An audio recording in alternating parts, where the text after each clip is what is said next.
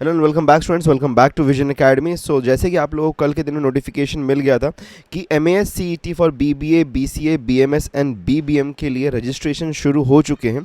सो कल के दिन में नोटिफिकेशन आया था और 10th ऑफ फरवरी तक ये चलने वाला है। Registration dates 10th of February तक रहने वाले हैं। ओके, सो आज हम यहाँ पे कम्प्लीटली पूरी तरीके से समझ लेंगे कि किस तरीके से आपको रजिस्ट्रेशन करना है, फॉर्म फिलिंग प्रोसेस करना है।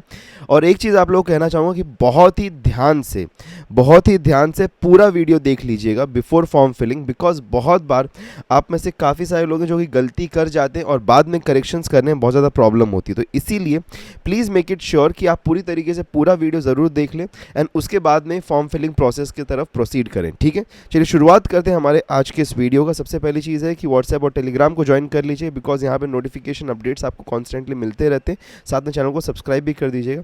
तो सबसे पहली चीज़ है कि आपको जाना है CET की वेबसाइट पे रजिस्ट्रेशन करने के लिए। ठीक है, CET की वेबसाइट पे आपको जाना है रजिस्ट्रेशन करने के लिए। तो CET वेबसाइट का जो लिंक है वो आपको नीचे डिस्क्रिप्शन में मिल जाएगा, वहाँ पे जाके आप क्लिक करके ओपन अप कर सकते हैं, या फिर आप सब लोग को लिंक तो ऑलरेडी पता ही होगा वैसे तो। ठीक है, तो वेबसाइट पे आपको आने के बाद में क्या करना है, वेबसाइट पे आने के बाद में आपको यहाँ पे CETs के ऊपर क्लिक करना है। ठीक है, तो CETs के ऊपर जैसे आप क्लिक करेंगे तो you will have this link 2024 and 25 का। ठीक है, तो 2024 एंड 25 का आपको एक लिंक मिल जाएगा, इसके ऊपर क्लिक करना है और आपको प्रोसीड करना है। इन केस अगर आप यहाँ से प्रोसीड कर रहे हैं और यहाँ से नहीं हो रहा है तो आप नीचे स्क्रॉल डाउन भी करेंगे, तो स्क्रॉल डाउन करके आपको यहाँ पे दिख जाएगा CET registration process started for MCA। इसके ऊपर भी यहाँ पे एक लिंक है, यहाँ से भी आप ओपन अप कर सकते हैं, जो कि MCA के लिए एक्टिवेट किया गया था। MCA का जब रजिस्ट्रेशन शुरू हुआ था तब ये लिंक एक्टिवेट किया था, नीचे भी आपको ये लिंक मिल सकता है। ठीक है, बट मोस्टली आप यहाँ पे क्लिक करके 2024 एंड 25 पे क्लिक करके प्रोसीड कर सकते हैं। तो प्रोसीड करने के बाद में आपको कुछ ऐसा स्क्रीन नज़र आएगा। ठीक है, यहाँ पे आपको दो टैब्स नज़र आएंगे, एक होता है साइन इन का, एक होगा न्यू यूज़र का। अगर इन केस आपने ऑलरेडी रजिस्टर किया था कोई भी अनदर एग्जामिनेशन के लिए, लाइक फॉर एग्जांपल आपने MHT CET के लिए रजिस्टर किया है या फिर आपने कहीं और रजिस्टर किया है, लाइक फॉर एग्जांपल MCA के लिए, तो आप को डायरेक्टली यहाँ से साइन इन करके प्रोसीड करना है। बट इन केस आप फ्रेश यूज़र हैं, आप फर्स्ट टाइम यहाँ पे आए हैं, ठीक है, if you are a first fresh user जो कि 12th स्टैंडर्ड में है और आप MAS CET 2025 के लिए अटेम्प्ट करने वाले फॉर BBA BCA, तो आप क्लिक करेंगे यहाँ पे न्यू यूज़र के ऊपर। ठीक है, न्यू यूज़र के ऊपर आप यहाँ पे रजिस्टर पे क्लिक करेंगे। ठीक है, क्लिक करने के बाद में आगे बढ़ जाएंगे और आपको ऐसा पेज इंटरफेस आपको नज़र आएगा। अब देखिए यहाँ पे नाम जो है ना बहुत ही केयरफुली आपको फिल करना है, बिकॉज बहुत बार लोग गलती कर जाते हैं। पहली चीज़ है आपके HSC और SSC, जहाँ भी मैं SSC बोलूँगा उसका मीनिंग है 10th, जहाँ भी मैं HSC बोलूँगा उसका मीनिंग है 12th। ओके, सो 10th जो है that is SSC and 12th जो है वो HSC है। ठीक है, तो आपके HSC मार्कशीट पे या फिर SSC मार्कशीट पे जैसा आपका नाम प्रिंटेड है वो लिखने की ज़रूरत है। अब देखो यहाँ पे क्लियरली लिखा गया है, it is clearly saying that कि first name and middle name, that means कि सबसे पहले आपका नाम योर नेम आएगा। ठीक है, सबसे पहले आपका नाम यहाँ पे आ जाएगा your name and then your father's name. ठीक है, योर फादर्स नेम स्पेस देखिए आपका फादर्स का नाम आ जाएगा यहाँ पे। ठीक है, गेटिंग इट क्लियर। तो यहाँ पे पहला जो बॉक्स है इसमें सिर्फ और सिर्फ आपका नाम और आपके फादर का नाम आपको लिखना है। ठीक है, first name and middle name. Surname के लिए यहाँ पे सेकंड ब्लॉक दिया गया, that is for the last name. If at all किसी का सरनेम नहीं है, okay, some people do not have a surname, तो जस्ट यहाँ पे एक फुल स्टॉप आप ऐड कर देना। ओके, जस्ट एक डॉट यहाँ पे आप देख सकते हैं नीचे यहाँ पे दिया है, in case your full name only consist of one word without surname please enter a dot and in this field. ठीक है, तो इस फील्ड में सिर्फ आपको एक डॉट एंटर करना है। उसके बाद में आपका एक एक्टिव ईमेल आईडी यहाँ पे एंटर कर दीजिए, पासवर्ड आप यहाँ पे सेट कर लीजिए अपने लिए, आपका डेट ऑफ बर्थ यहाँ पे सेट कर दीजिए। अच्छा, डेट ऑफ बर्थ में एक चीज़ है यहाँ पे आप समझ लीजिए कि यहाँ पे जो format that is DD YY format है। दैट मीन्स कि पहले मंथ आएगा, फिर आपका डेट आएगा, फिर आपका ईयर आएगा। Okay, very clear. तो पहले आपका क्या आ रहा है यहाँ पे, पहले आपका मंथ आएगा, फिर डेट आएगा, फिर ईयर आएगा। Okay, so please don't make any mistake in this as well. ठीक है, कोई भी मिस्टेक मत करिएगा। एक बार आपके सारे डिटेल्स अगर फिल आउट हो गए यहाँ पे सही तरीके से, तो your register button will get activated, जो कि पहले ऐसा एक्टिवेटेड नहीं, तो ब्लू कलर में चेंज होकर एक्टिवेट हो जाएगा आपके सारे डिटेल्स एक बार फिल आउट हो गए तो आप रजिस्टर पे क्लिक करेंगे यहाँ पे और आगे बढ़ जाएंगे। रजिस्टर पे जैसे क्लिक करके आप आगे बढ़ेंगे तो आपको एक ऐसा यहाँ पे डायलॉग बॉक्स देखने के लिए मिलेगा दैट सेज कि and verification email has been send to your inbox, तो आपके ईमेल आईडी पे, ओके, आपके ईमेल आईडी पे एक वेरिफिकेशन मेल आया होगा, ठीक है, वेरिफिकेशन मेल। अब हो सकता है कि ये आपके इनबॉक्स में आया हो, ठीक है, या फिर अगर आप जीमेल यूज़ करते तो अपडेट सेक्शन जो होता है उसके अंदर भी कभी कभी आ जाता है, या फिर आपके स्पैम सेक्शन में आया होगा। तो कहीं पे भी आया होगा तो आप उसको जाके एक बार चेक कर लीजिए, और वहाँ पे आपके पास में एक वेरीफाई लिंक होगा एक, ठीक है, कुछ इस तरीके का मेल आपको आएगा जहाँ पे आपका नाम लिखा होगा और साथ में वेरीफाई ईमेल का ऑप्शन होगा। तो वेरीफाई ईमेल के ऊपर आपको क्लिक करना है। जैसे ही आप इसके ऊपर क्लिक करेंगे, मेक श्योर कि ये 10 मिनट्स के अंदर ही आप प्रोसीजर कर रहे हैं, ज़्यादा डिले नहीं करें, अदरवाइज वो आपको वापस करना, बिकॉज ये 10 मिनट्स तक ही एक्टिव रहता है। ओके, तो वेरीफाई ईमेल पे आप क्लिक करेंगे और आगे बढ़ जाएंगे। तो यहाँ पे आपके पास में आपका एक डायलॉग बॉक्स ओपन हो जाएगा आपके लिए, जहाँ पे आपको डिटेल्स ऐड करने। सबसे पहले क्या ऐड करना, मोबाइल नंबर। आप यहाँ मोबाइल नंबर आपका डाल दीजिए, आपका फादर का first name, only the first name of your father, ठीक है, सरनेम नहीं चाहिए, ठीक है, सिर्फ फर्स्ट नेम आपका फादर का चाहिए, वो यहाँ डाल दीजिए। मदर का फर्स्ट नेम डाल दीजिए। आपका जेंडर सिलेक्ट कर लीजिए, रिलीजन सिलेक्ट कर लीजिए, रीजन सिलेक्ट कर लीजिए, किस रीजन से आप बिलोंग करते हैं। आपका मदर टंग क्या है, नेशनैलिटी तो इंडियन ही होगी। ओके, एनुअल फैमिली इनकम क्या है वो आप यहाँ से सिलेक्ट कर सकते हैं। मैरिटल स्टेटस, मैरिड अनमैरिड, वो आप सिलेक्ट कर सकते हैं, ठीक है। इसके बाद में आप नीचे प्रोसीड करेंगे तो आपका परमानेंट एड्रेस का सेक्शन आपको दिखाई देगा। परमानेंट एड्रेस सेक्शन में आपके पास में 3 लाइंस है जहाँ पे आप आपका एड्रेस फिल आउट कर सकते हैं, ठीक है। सभी पहला 2 को यहाँ पे फिल करना मैंडेटरी है, तीसरा वाला यहाँ पे ऑप्शनल है, this is an optional field, ठीक है। तो पहले 2 में आपको मैंडेटरीली यहाँ पे फिल आउट करना है आपका एड्रेस जो भी है, फुल एड्रेस, ओके। कुछ पार्ट 1 में डाल दीजिएगा, कुछ पार्ट जो है आप उसको 2 में डाल दीजिएगा, ठीक है। उसके बाद में आपका स्टेट सिलेक्ट कर लीजिए, डिस्ट्रिक्ट सिलेक्ट कर लीजिए, तालुका सिलेक्ट करिए, विलेज सिलेक्ट करिए, pin code, okay. Standard code इसकी कोई ज़रूरत नहीं है, this is an optional field, ये ऑप्शनल फील्ड है आपका। फिर फ़ोन नंबर या मोबाइल नंबर यहाँ पे आपको एंटर करना है वापस से, ठीक है। आपने यहाँ पहले भी मोबाइल नंबर डाला है, आप सेम मोबाइल नंबर यहाँ पे वापस डाल सकते हैं, okay, no problem, same mobile number को आप यूज़ कर सकते हैं। अगर आपका परमानेंट एड्रेस और करस्पॉन्डेंस एड्रेस दोनों ही सेम है तो आप यहाँ पे same as permanent address tick करेंगे और आगे बढ़ जाएंगे। इन केस अलग है तो वापस आप आपका करस्पॉन्डेंस एड्रेस को उसी तरीके से फिल आउट कर सकते हैं, ओके, वेरी क्लियर।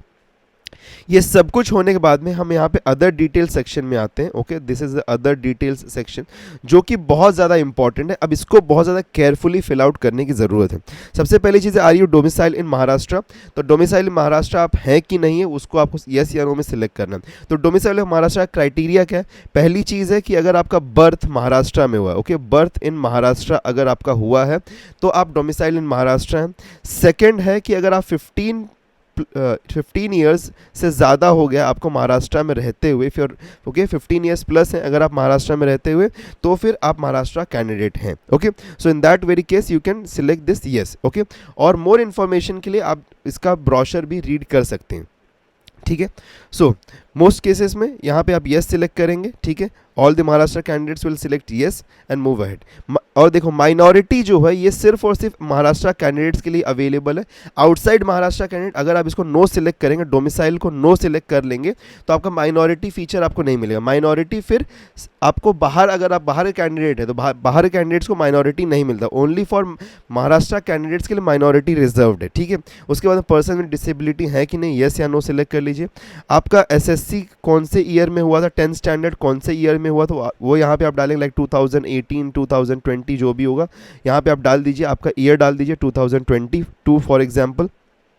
आपका परसेंटेज कितना आया था, लाइक 75.24%, तो ये डाल दीजिए, ठीक है। आपका बोर्ड कौन सा था वो यहाँ पे सिलेक्ट कर लीजिए, महाराष्ट्र बोर्ड था, कोई और बोर्ड था वो सिलेक्ट कर लीजिए प्रॉपरली। फिर आपका स्टेट कौन सा था, कौन से स्टेट में आपका स्कूल जो था वो कौन से स्टेट में था वो बता दीजिए 10th स्टैंडर्ड का।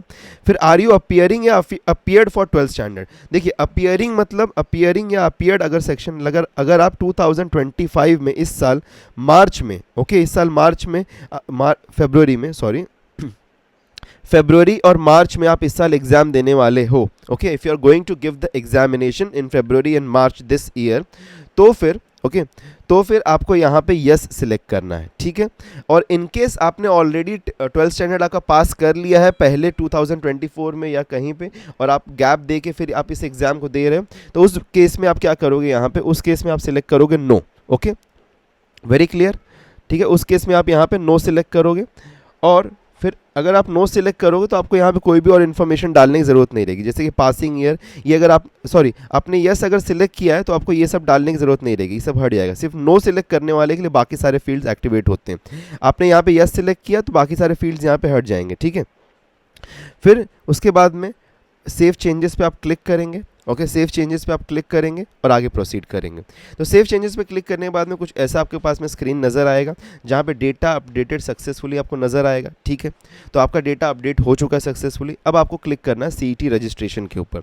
CET रजिस्ट्रेशन पे क्लिक करने के बाद में आपके पास में कुछ ऐसा विंडो ओपन होगा जहाँ पे आपको जाना है इस बॉक्स के ऊपर, ठीक है। आपको जाना है MAH B BCA BBA। Okay, you can see this box, I hope so आप क्लियरली देख पा रहे हैं इस बॉक्स को।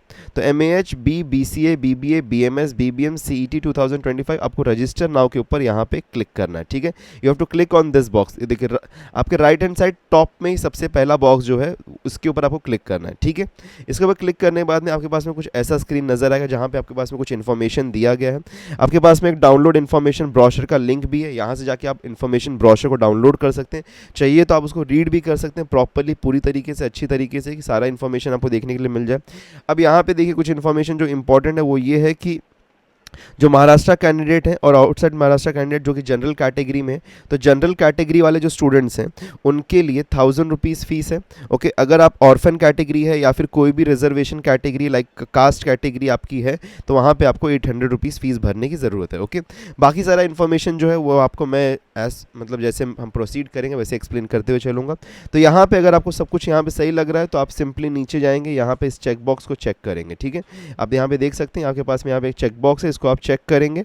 ओके, चेक करने के बाद में आप यहाँ पे आई एक्सेप्ट एंड प्रोसीड पे क्लिक करेंगे, ठीक है।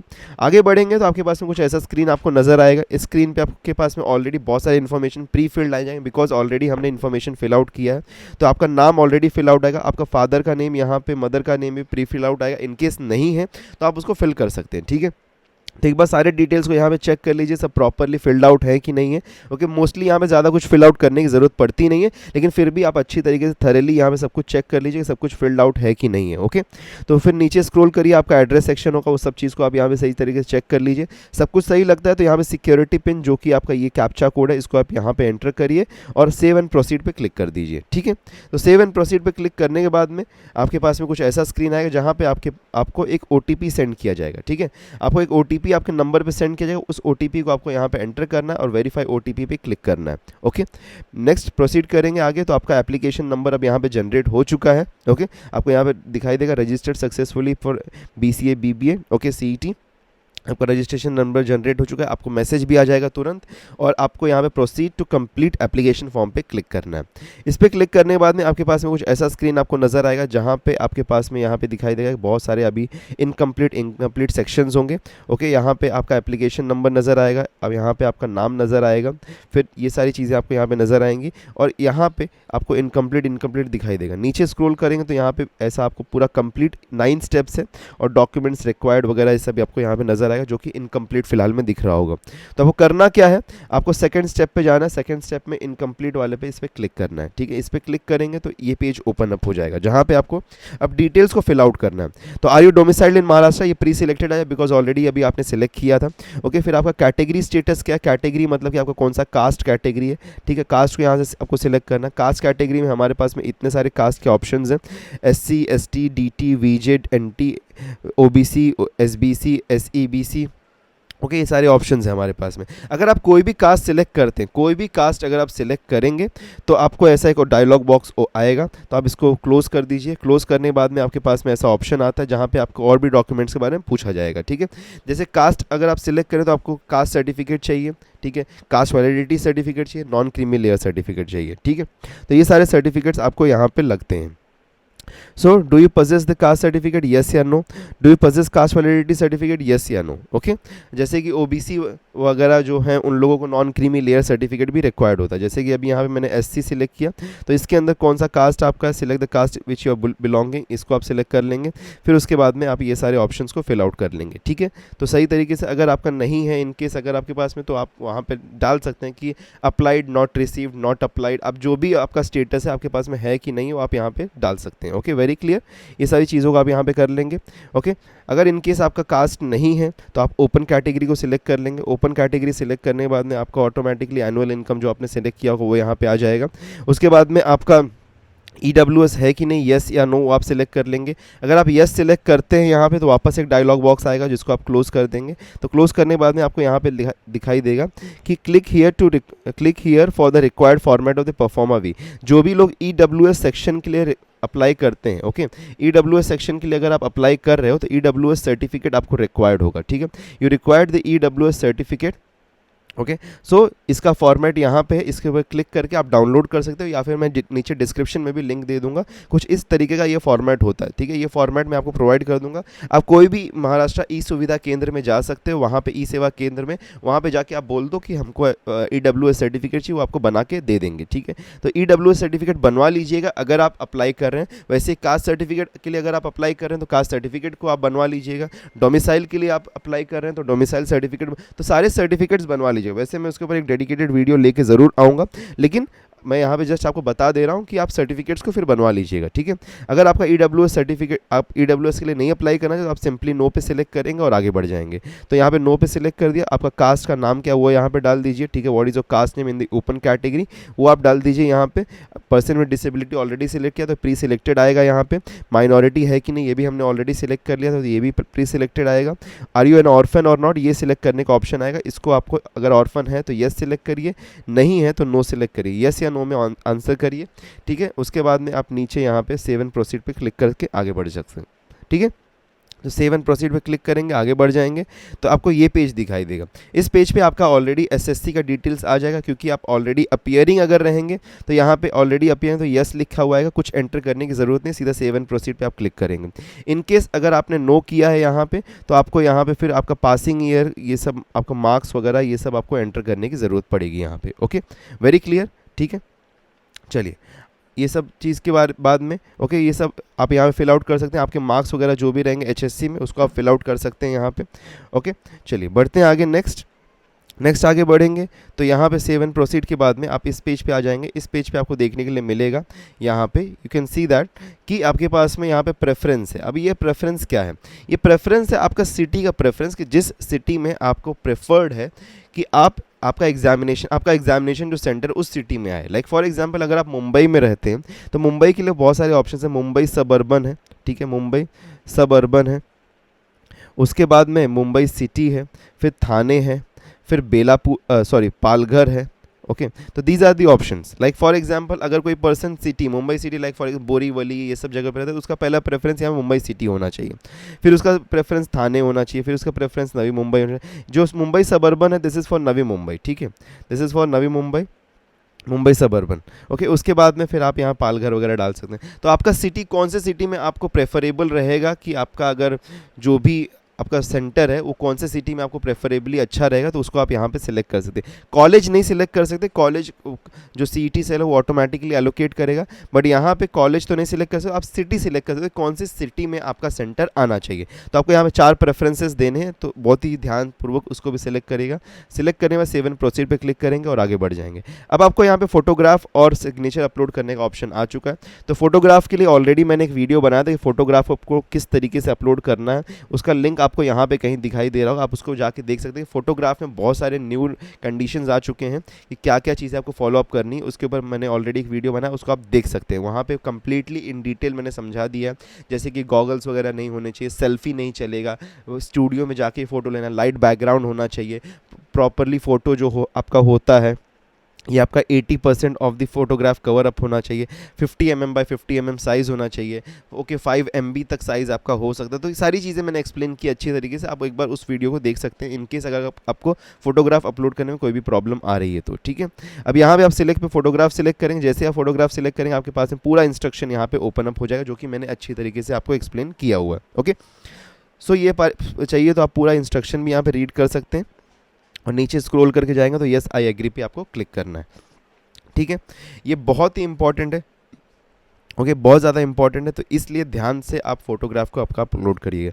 यस आई एग्री पे क्लिक करने के बाद में आपके पास में ऐसा डायलॉग बॉक्स ओपन अप हो जाएगा, जहाँ पे ओपन पे क्लिक करके आपको फोटोग्राफ को सिलेक्ट करना है। एक बार फोटोग्राफ आपका यहाँ पे नज़र आ रहा है, आपको दिखाई दे रहा है, तो आप यहाँ पे अपलोड पे क्लिक कर देंगे। ठीक है, अपलोड पे क्लिक करने के बाद में आपका फोटोग्राफ अपलोड हो जाएगा, कुछ इस तरीके से यहाँ पे अपलोड रेट दिखाई दे जाएगा। फिर आप सिलेक्ट पे क्लिक करेंगे और सिग्नेचर को सिलेक्ट करेंगे। सिग्नेचर सिलेक्ट करेंगे, वापस से सेम बॉक्स आपके पास में ओपन होगा। ओपन पे क्लिक करिए और अपलोड पे क्लिक करके ओपन पे क्लिक करेंगे और सिलेक्ट कर लेंगे, तो आपका सिग्नेचर यहाँ पे आपको नज़र आएगा। फिर अपलोड पे क्लिक कर देंगे तो आपका सिग्नेचर अपलोड हो जाएगा। तो यहाँ पे आपको फोटो अपलोड हो चुका है, यहाँ पे आपका सिग्नेचर अपलोड हो चुका है। दोनों चीज़ अपलोड होने के बाद में सेव एंड प्रोसीड पे आप क्लिक करेंगे और आगे बढ़ेंगे। यहाँ पे आपको देखने के लिए मिलेगा कि यहाँ पे आपको एक कोई भी डॉक्यूमेंट अपलोड करने की ज़रूरत है। तो डॉक्यूमेंट्स क्या क्या है यहाँ पे जो आप अपलोड कर सकते हैं, तो देखो पैन कार्ड आप अपलोड कर सकते हो, इंडियन पासपोर्ट आप अपलोड कर सकते हो। ठीक है, यहाँ पे देख लो, पैन कार्ड अपलोड कर सकते हो आप, यहाँ पे इंडियन पासपोर्ट अपलोड कर सकते हो, परमानेंट ड्राइविंग लाइसेंस अपलोड कर सकते हो, वोटर्स कार्ड अपलोड कर सकते हो, bank passbook with photograph upload कर सकते हो, आधार कार्ड या ई आधार कार्ड प्रिंट विथ फोटोग्राफ ये आप अपलोड कर सकते हैं। तो ये इसमें से कुछ ना कुछ तो होगा ही, या अगर कुछ नहीं तो recent identity card issued by the recognised school या कॉलेज। तो आपका जो रीसेंट आइडेंटिटी कार्ड है, जो आपका आइडेंटिटी कार्ड है कॉलेज का, उसको भी आप यहाँ पे अपलोड कर सकते हैं। तो इनमें से तो कुछ ना कुछ होगा ही। इनकेस कुछ भी नहीं है तो फिर यहाँ पे दो ऑप्शंस और दिए गए कि photo identity proof issued by the gazetted officer and on official letter head along with photograph, या फिर photo identity proof issued by the people's representative on official letter head along with photograph. ठीक है, मुझे लगता नहीं कि last to option की किसी को ज़रूरत पड़ेगी, बट इनकेस ज़रूरत पड़ जाए तो वो भी ऑप्शन दिए गए। बट यहाँ पे पहले में से ऑलमोस्ट पैन कार्ड या फिर आधार कार्ड तो सबके पास में होगा ही, तो you can upload any of this thing. और कुछ भी नहीं है तो आपके पास में स्कूल का, आपका कॉलेज का जो आईडी कार्ड है उसको आप अपलोड कर सकते हैं। ठीक है, so that is also valid, but वो एक वैलिड होना चाहिए और सही तरीके से स्कैन करके अपलोड करना है। ठीक है, so you can upload that. Okay, उस अपलोड करने के बाद में अपलोड करने के लिए आप यहाँ पहले सिलेक्ट कर लेंगे क्या अपलोड करना है। जैसे कि मैं पैन कार्ड सिलेक्ट कर रहा हूँ, पैन कार्ड सिलेक्ट, यहाँ पे अपलोड ऑप्शन पे हम क्लिक करेंगे। अपलोड ऑप्शन में क्लिक करेंगे, कुछ ऐसा डायलॉग बॉक्स ओपन हो जाएगा, जहाँ पे ओपन पे क्लिक करेंगे, फाइल को सिलेक्ट कर लेंगे। फाइल सिलेक्ट करने के बाद हम अपलोड पे क्लिक कर देंगे। तो अपलोड पे क्लिक करने के बाद में कुछ इस तरीके से अपलोडेड फाइल हमारा हमको नज़र आएगा। अब एक चीज़ देखो, आप यहाँ पे जो फाइल है उसको पीडीएफ फॉर्मेट में, जेपीजी फॉर्मेट में, जेपेग फॉर्मेट में या फिर पीएनजी फॉर्मेट में, कोई भी इन फॉर्मेट में से आप अपलोड कर सकते हो। टोटल देर आर 4 फॉर्मेट जो कि आपके पास में अवेलेबल है। ये 4 फॉर्मेट में से कोई भी एक फॉर्मेट में आप फाइल को अपलोड कर सकते हो। ओके, क्लियर है ये चीज़? ओके, सो एक बार फाइल आपकी अपलोड हो गई, यहाँ पे आपका जो भी आईडी प्रूफ का फाइल था वो आपने अपलोड कर दिया। सेव एंड प्रोसीड पे क्लिक करिए, आगे बढ़ जाइए। अब आपका फाइनल यहाँ पे preview of and validate application form, आपका एप्लीकेशन नंबर नजर आएगा, आपका सारे डिटेल्स नजर, थरली अच्छी तरीके से टाइम लेके 5 मिनट 10 मिनट सारा डिटेल्स को सही तरीके से चेक कर लीजिए। इनकेस कहीं पे कुछ भी गलती लग रही है तो बैक जाके उसको चेंज करने की कोशिश करिए और फिर ही प्रोसीड करिए, बिकॉज एक बार आपके इन्फॉर्मेशन लॉक हो गया तो मोस्टली कोई यहाँ पे आपको चेंजेस करने के लिए मिलता नहीं है। So that is the reason कि अगर आपका एक बार इन्फॉर्मेशन लॉक हो जाएगा तो चेंजेस करने के लिए मिलेगा नहीं, इसलिए अच्छी तरीके से आपको थरली चेक करना, सारे डिटेल्स को अच्छी तरीके से एक बार चेक कर लीजिए। सब कुछ चेक करने के बाद में अगर आपने सब कुछ सही तरीके से चेक कर लिया है तो सेफ प्रोसीड टू पेमेंट पे आप प्रोसीड कर सकते हैं। ठीक है, प्रोसीड टू पेमेंट पे क्लिक करिए और आगे प्रोसीड करिए।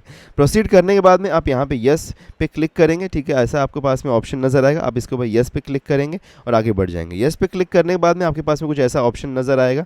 पहले यहाँ पे आपको दिखाई देगा कि आपका फीस कितना है। ठीक है, 1000 रुपीज़ यहाँ पे दिखाई दे रहा है। फिर आप यहाँ पे चेक बॉक्स पे क्लिक करेंगे। ठीक है, आपके पास में यहाँ पे एक चेक बॉक्स नज़र आ रहा होगा, ये चेक बॉक्स पे आप यहाँ पे क्लिक करेंगे। Okay, once you click on this check box तो आपको यहाँ पे भी 1000 रुपीज़ नज़र आना शुरू हो जाएगा। टोटल फीस आपको यहाँ पे दिखाई देगा।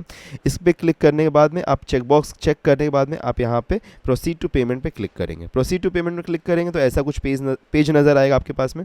सबसे पहले आप इसको चेक करेंगे, रेजर पे को। तो रेजर पे को चेक करने के बाद में ऐसा ऑप्शन आपको नजर आए जिसको आप सिंपली यहाँ पे क्रॉस आउट कर देंगे। उसके बाद में आपको यहाँ पे आई एग्री टू टर्म्स इसके ऊपर चेक करना है और प्रोसीड के ऊपर आपको फिर यहाँ पे क्लिक करना है। ठीक है, once you click on proceed to pay आपके पास में एक ऐसा ऑप्शन आएगा कि यहाँ पे दिखाई दे do you want to proceed to the with current payment selection you will be redirected to payment gateway. तो यहाँ पे ओके पे आपको क्लिक करना है, you have to click on okay. Okay पे आप क्लिक करेंगे तो आपके पास में ऐसा बॉक्स नज़र आएगा जहाँ पे आपको पेमेंट करना है। You can use UPI, card, EMI, wallet, pay later, anything whatever you want. जैसे भी आप पे करना चाहें you can pay it. Online ही सिर्फ और सिर्फ आप पे कर सकते हैं, ऑफलाइन पे करने का कोई ऑप्शन नहीं है। सो यूल पे दिस। ओके, आप फीस यहाँ पे पे कर देंगे। ओके, इस तरीके से पे करने के बाद में आपके पास में यहाँ पे एक सक्सेसफुल का ऑप्शन आ जाएगा। यहाँ पे आपको दिखाई देगा कि पेमेंट सक्सेसफुल। जैसे कि मैंने यहाँ पे क्रेडिट कार्ड यूज़ किया तो यहाँ पे 1011 रुपीज़ एक्स्ट्रा फीस लग गया।